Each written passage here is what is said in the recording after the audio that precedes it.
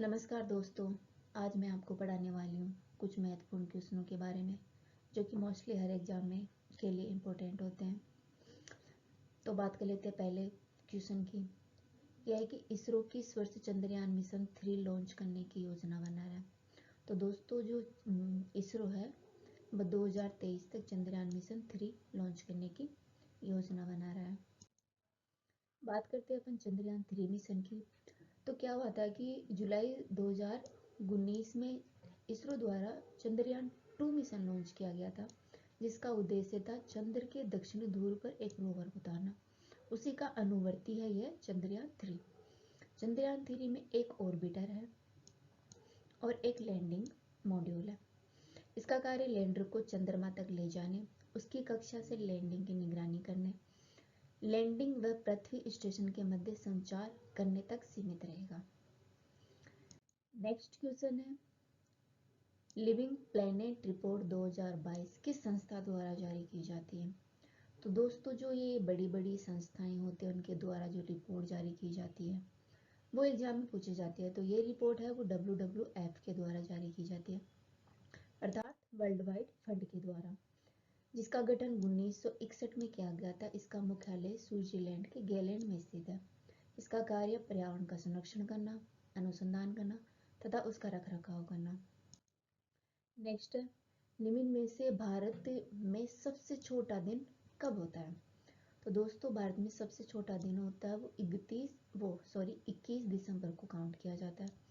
मान सकते हैं कि इस दिन सबसे बड़ी रात होती है। अगर सबसे छोटा दिन होगा तो सबसे बड़ी रात इसी दिन होगी।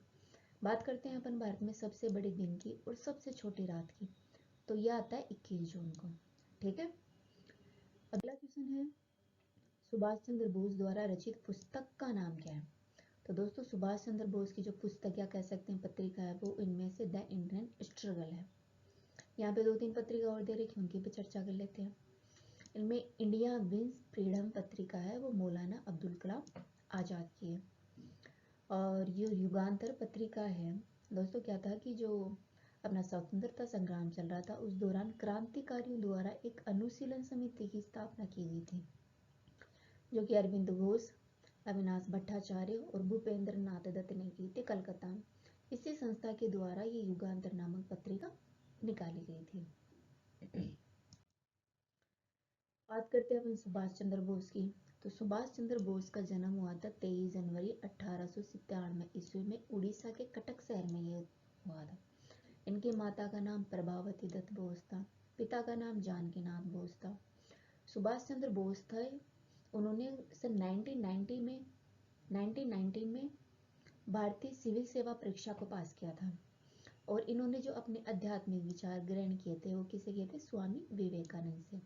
और ये जो अपने राजनीतिक गुरु मानते हैं वो चित्तरंजन दास को मानते हैं। दोस्तों 1938 में सुभाष चंद्र बोस को कांग्रेस के हीरापुरा अधिवेशन का अध्यक्ष चुना गया था।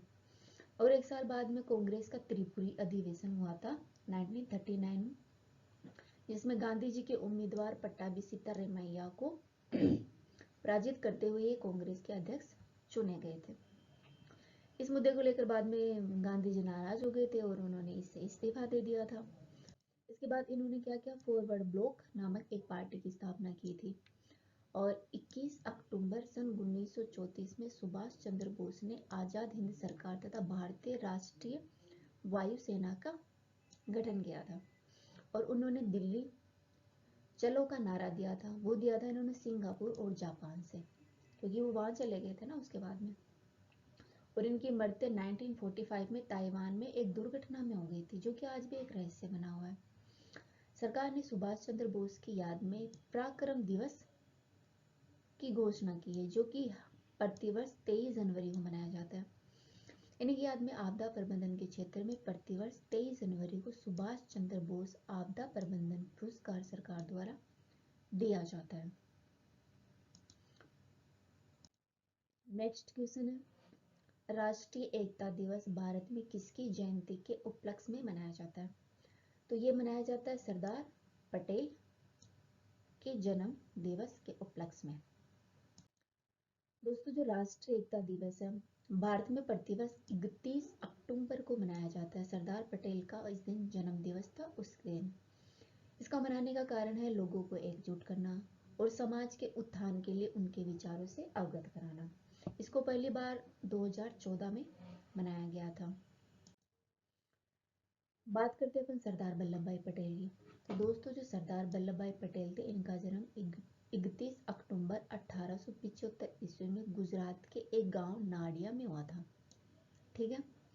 और सबसे इम्पोर्टेंट बात है कि ये भारत के प्रथम गृह मंत्री थे और अपन ये जो उप प्रधानमंत्री भी चुने गए थे, एकमात्र उप प्रधानमंत्री रहे हैं आई थिंक ये भारतीय राष्ट्र को एक संघ बनाने अर्थात भारत एक है तथा भारतीय रियासतों के एकीकरण में इन्होंने अपना अतुलनीय योगदान दिया था।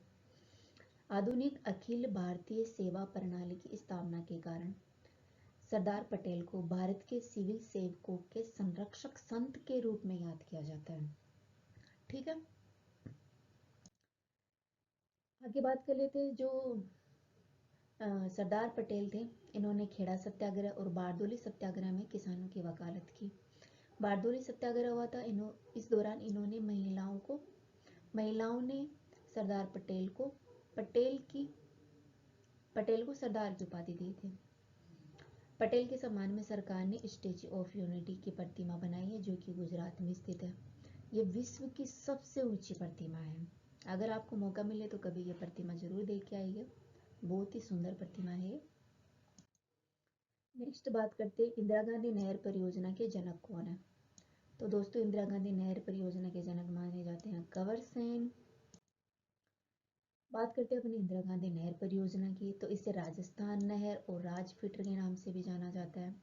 यह नहर सतलज और रावी व्यास के संगम पर जो हरी के बांध है उससे निकलती है। इसकी कुल लंबाई है 90-60 किलोमीटर। यह पंजाब और राजस्थान में पानी की आपूर्ति करती है। इसके अलावा पंजाब में इसे राजस्थान फीडर के नाम से जाना जाता है। इसका उद्घाटन किया गया था 31 अक्टूबर 1958 को। ठीक है। और 2 नवंबर सन 1984 में इसका नाम बदलकर इंदिरा गांधी नहर परियोजना रख दिया गया, जिसका परिणाम था राजस्थान फीडर नहर। ठीक है। दोस्तों यह नहर राजस्थान के 10 जिलों में चलती है। बात करते हैं, ये चलती है श्री गंगानगर में, हनुमानगढ़ में, चूरू में, नागौर में, बीकानेर, जोधपुर, जैसलमेर, सीकर, झुंझुनू, बाड़मेर आदि को अपनी जलापूर्ति करती है। अगला क्वेश्चन है भारतीय मौसम विज्ञान विभाग का मुख्यालय कहाँ है। तो इसका मुख्यालय है नई दिल्ली में। बात करते हैं भारतीय मौसम विज्ञान विभाग की, तो इसकी स्थापना 1875 में की गई थी, अंग्रेजों ने कर दी थी, जो कि भारत सरकार के पृथ्वी विज्ञान मंत्रालय की एक महत्वपूर्ण एजेंसी है। इसका कार्य है मौसम संबंधी अवलोकन करना। मौसम कैसा मौसम हो रहा है भारत में, क्या होने वाला, उसका ये पूर्वानुमान लगाती है तथा भूकंप की जो घटनाएं होती हैं उनके बारे में ये रिसर्च वगैरह करती है। इसका मुख्यालय नई दिल्ली में है, जिसका आंसर आपको यहाँ मिल गया होगा। तो दोस्तों ये आपको लेक्चर कैसा लगा प्लीज़ कमेंट में ज़रूर बताइएगा। Thank you.